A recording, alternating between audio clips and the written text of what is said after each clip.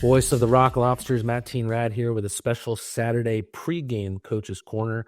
My guest, as always, is head coach Steve Martinson. Both of us are in the hotel, but Coach Marty was nice enough to do it on the video call. Just makes the management of the video element a little bit easier. Anyway, Coach, we have two games to talk about, and I'm sure there's different feelings for both games. First, on a Wednesday night, was the most decisive win we've had against Columbus this season. It felt like the game was won after that 4-goal first period. We've been doing well against the River Dragons as of late, but how good did it feel to really take the bragging rights with that one? Yeah, well, we needed that. I mean, we were close with them in the standings a month ago, so we needed the 4 games, I guess, that we played against them and had done well. That game's a lot more fun to talk about than last night's game. So good that we started out there. Yeah, but a great first period. The difference really between last night and we were just shooting the puck a little better. So we shot the puck really well. We had a lot of pucks going in the net, a lot of traffic to the net. So, it was a fun game to, it's always nice when you get a big lead in the first, the odds are you're not giving up. I mean, it's hard for a team to come back and score 4 goals when you get a 3-goal lead, because it isn't like you're going to stop scoring. It's good rivalry too, being, really our number one rivals. It was Daniil Glukaryov who started out the game with its first 2 goals. I remember us talking about Danny, if he was going to be able to adapt to the North American game, but that feels way in the past now. I'm actually more curious on your thoughts of Danny's ability to adapt off the ice. Every time I see him, his English is getting better and better. And he had perhaps the most memorable post-game interview of the season after that Columbus win. Can you talk about how Danny's getting along off the ice? Well, to be honest with you, I don't spend a lot of time, away from the rink with the players. That's maybe something more. He lives with Malik and with Garrett, so he's living with 2 of the veteran guys, and I think they really embraced him and taken him under the wing. They all played together for a while, but he's done a tremendous job. But even from the very get-go, he was physical and really, I noticed that he liked the battle. He finished his checks. And then the other thing that I really noticed is he gets the puck to Garrett. Like, he knows, he can carry the puck, but he knows our best puck carrier is Garrett. So he gets the puck to Milan, and then he goes to the net, and he makes really good plays. So those 2 really have been a great combination. Do you feel like Danny was a really important piece to have when Orca went down? I don't think they're like for like exactly, but maybe similar profiles in the way they play the game. Yeah, they both. I mean, Orca's probably a little bit more physical. I mean, Orca finishes every check. Orca gets more hits in than anybody. But a lot. He plays a lot. He plays against the other team's first line, so he gets a lot of hits in against the other team's best players, and so that line complements each other well. When you're playing head to head, you can do that when you have physical guys, and they're all physical guys. So, our first 2 lines, I think, match up well when you're playing, skill against skill, because you've got guys in every line that hit. Kason Gallant racked up another power play goal in that game as well. He's one of only 2 FBHL players to log double-digit goals on the power play this season. Is it just the quality of Kason's shot that makes him so dangerous on the man advantage, or is there more to it than that? Well, he's out there with, 5 pretty good players on the man advantage. I mean, our number 1 power play, is pretty.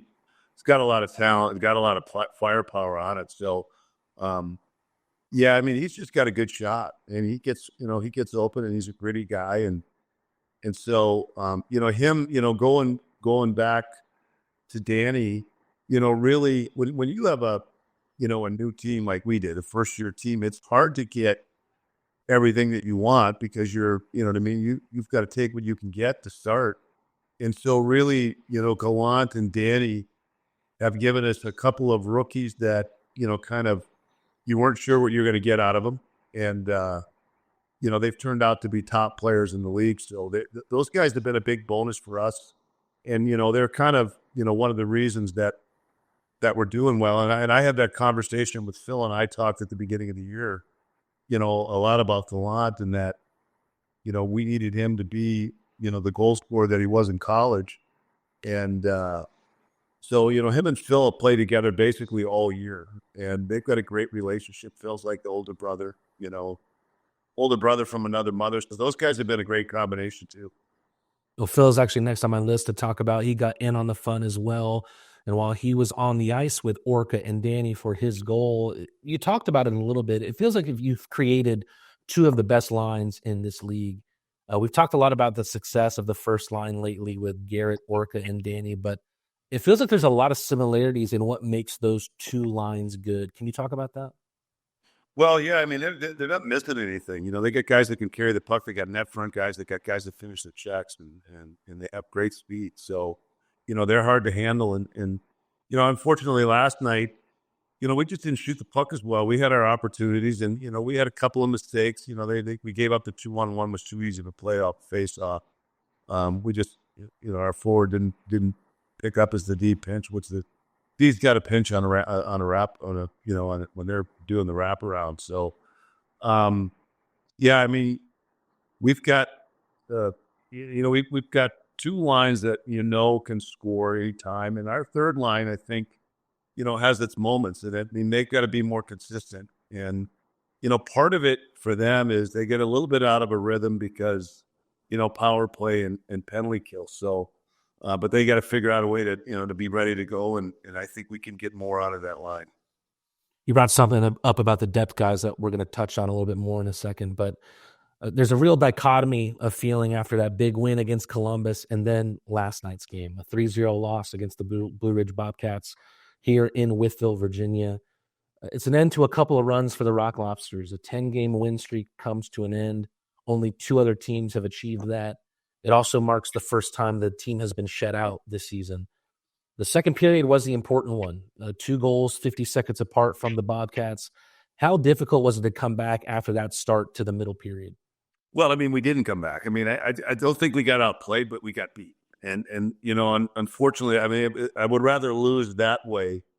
The shutout, I mean, I don't really, we just weren't scoring. We weren't finishing. We weren't shooting the puck very good. And there's about 5 or 6 times that we needed to get more traffic to the net where guys are on the perimeter. And the big thing that I'm going to talk about tonight is, you don't know how many scoring chances you're going to get, and you can't be behind the net. You can't let the defenseman push you aside. We got to get traffic to the front and, get in the goalie's face. That goalie hasn't played much this year. So, yeah, to me, that was the big thing that we've got to improve on. Like I said, I thought we had plenty of chances. We just shot the puck into them. And that's kind of been our, when we're not scoring a lot, it isn't that we're not getting our chances. We're just not shooting the puck good enough.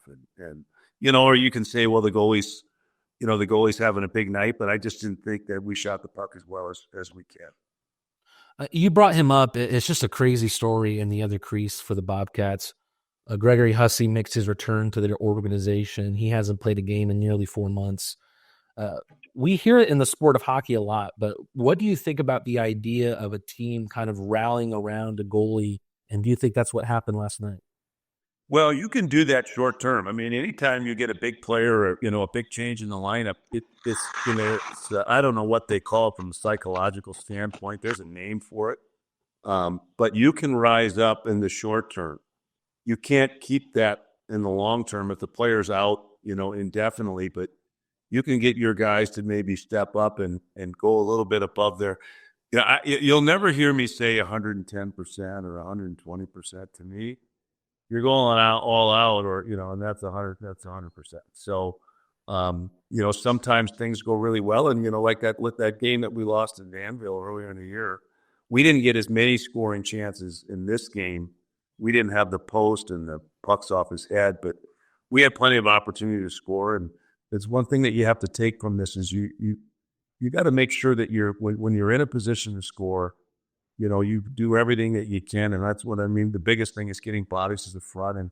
And when you're in front, some guys do a better job of screening. And we've had guys actually step out of the way and, as if they're going to tip the puck. But I would rather tip with a screen than be on the side of the net and tip without a screen.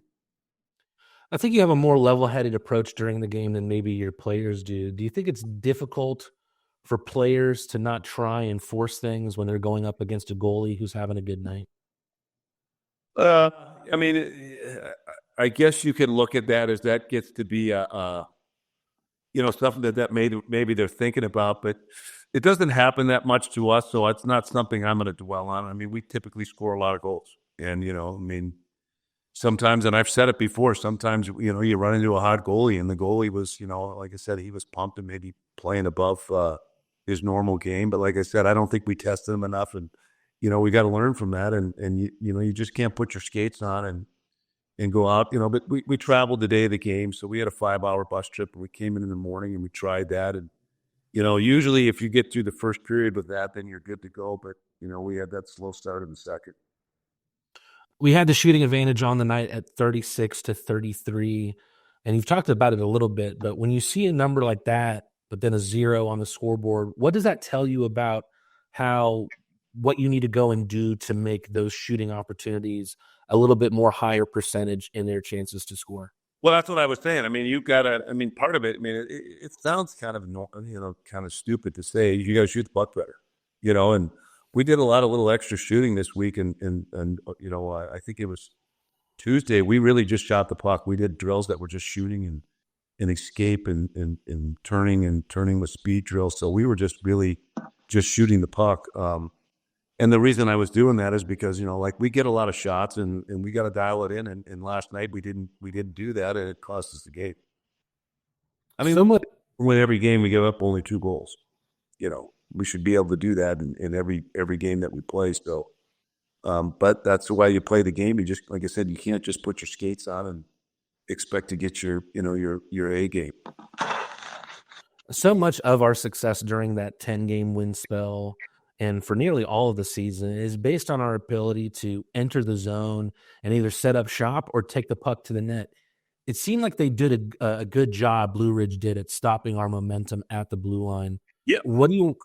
Yeah, and I thought they did I mean, they really played hard. I mean, they really came back and collapsed. They played all out. They came back and, I mean, we're not sneaking up on anybody. They know they're playing with the top team. I mean, we're the number 1 winning team percentage-wise, going into the game last night. So they know they got to bring their best game, and they did. And, we didn't bring our best game. And you can win games sometimes when you have a lot of talent, when you don't play your best game. But like I said, you're not going to win any games if you're not scoring a goal.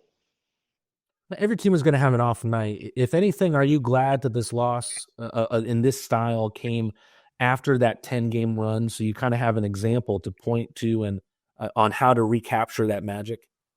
Yeah, so I'm really just going to talk about tonight with the guys of what we can do to maximize our chances.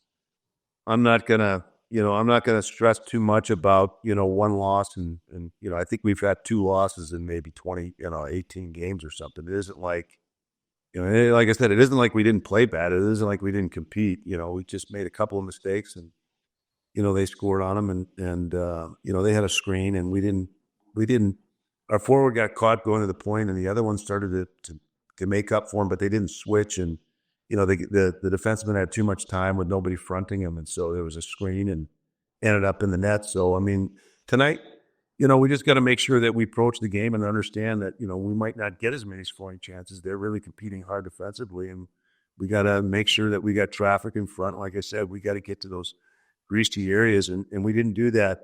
We did it, we did it a lot, but not enough. It wasn't like we weren't doing it at all. It's not like a panic button, but to me, it's an example is you got to take advantage of every opportunity and make sure you give yourself the best chance, to have that puck in the back of the net. When the top guys get shut down, sometimes you need unexpected heroes, and that feels like kind of what you got in Danville against the Dashers in some of those games. Of course, you want to see your top guys get back on the score sheet tonight, but are you hoping for more of a spark from your depth guys as well? Well, yeah, I mean, and part of it is, who they're playing against. And, we want every line to outplay the line that they're playing against. That's something that we're looking to do, whether it's the first line or the second line or the third line. We feel like our third line is going to be better than the other team's third line. And there's no reason that they can't be on the board. I mean, we got guys in all those guys have been either top scorers on teams that they came from or have scored goals in this league, and made plays. So there's more pressure on them. I think when the other lines aren't going, they want to contribute and more than just, playing the game. So you're right about that. Getting our depth to contribute when we need them is a key component to winning. And, like I said, we had that in Danville, but, could have used it last night. I know you well, and you're someone that wants to go and win every game. You don't concern yourself with the storylines. Only the points and the standings matter to you. But with the potential rubber match planned for back home on Sunday night, how important is getting the W in Wytheville tonight? Well, I mean, it's one of the things that you want to do when you lose a game. You bounce back. You play. You don't lose two in a row. The top teams never lose two in a row, and it's something that we haven't. We've got to make sure. I'm going to talk about it, but we got to make sure we understand. We got to bring our A game tonight, and like I said, there's no excuses. We're not getting off the bus and playing, and everybody's had a good night's sleep, and everybody's, and we had an easy day today. We didn't have a morning skate with 3-3. So we've got to step up and be ready to go tonight. There hasn't been a ton of games like it this season, but when the first game of a road trip is a loss and you're in the hotel in preparation for the next game, what does your preparation look like? Do you go hit the game film? I look at video at the game, and if there's something that I want to show guys, I do. If not, I'll talk about things. But tonight I have, I think I've got 7 or 8 clips that I'm going to show the forwards where we could have done more to get to the right place in front. Or, we win the draw and the forward lets their forward rush right out to the point, and that's a frustrating thing because we talk about that all the time, what we're doing off the faceoffs. And I noticed some of them we won clean, and the forward's going to the front of the net, but you got to get a little pick. You got to get a little pick on the guy going before you go to the net, and those are the little things that add up, making the play. Real quick, we can look ahead. Sunday, a home game, and then the next weekend we welcome Monroe in for a home series, 3 games. How excited with all the games that you've played in Monroe this season to welcome the Moccasins to Aikens Ford Arena? Yeah, we've got issues with those guys, but it'd be, it's those guys really got to win. They're in trouble to make the playoffs, so they got to come in and every game to them should be important. And so like I said, same with us. We want home ice advantage throughout the playoffs as much as that we can control. So we got to make sure that we keep playing and keep winning.